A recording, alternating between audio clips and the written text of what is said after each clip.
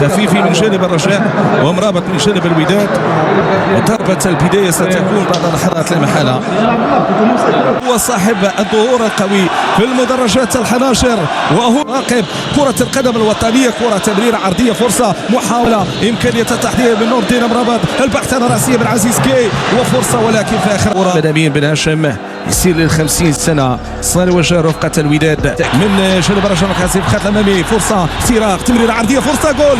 وكذا على الهدف. لا تزال خطورة مستمرة للرجاء، لم تغادر بعد. الجهة اليسرى عملية الاختراق، الباح، تسديدة، ولكن التغطية من جانب الدفاع تعود مرة ثانية. هذا من الفاتي كان في العملية الهجومية الأولى. بوركسو تسدد وكرة صوب الخط الأمامي، تسديدة أمامية مباشرة.